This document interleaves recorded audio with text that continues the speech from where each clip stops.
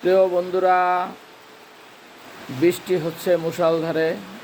আজকে ঈদের দিনেই দুপুর থেকেই লাগাতার বৃষ্টি হচ্ছে, রিমঝিম বৃষ্টি, কখনো মুষলধারে বৃষ্টি।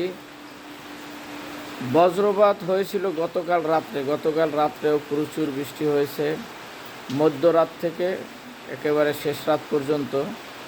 ভাবছিলাম ঈদের নামাজ বোধহয় পড়া হবে না, কারণ যে পরিমাণ বৃষ্টি হয়েছে, মসজিদে নামাজ ছাড়া কোনো উপায় ছিল না। তো আল্লাহ চাহে তো আমরা ঈদগাহ মাঠেই নামাজ পড়েছি।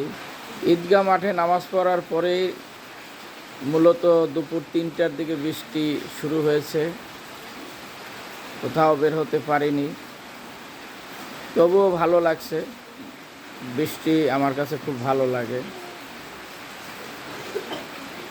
তবে মহান সৃষ্টিকর্তার কাছে আবেদন যেন অতিবৃষ্টি না হয়, আমাদের ফসলের জন্য অনেক ক্ষতি। তাই বৃষ্টি যেন লিমিটের ভিতরেই থাকে। আষাঢ় শ্রাবণ মানে না তো মন, ঝরে ঝরে ঝরেছে, তোমাকে আমার মনে পড়েছে। বৃষ্টিটা আষাঢ় শ্রাবণের মতোই বৃষ্টি, রিমঝিম, মনে হচ্ছে বর্ষাকাল। চৈত্র মাসে গত বছরে এরকমের বৃষ্টি হয়নি, তো এবার অনেক বৃষ্টি। যাক, জানি না এর হাকিকত কী, তবে মহান সৃষ্টিকর্তার কাছে যে আমাদের আগামীর দিনগুলো যেন শুভময় হয়, সেই প্রত্যাশা ব্যক্ত করে এখানেই সমাপ্ত করছি।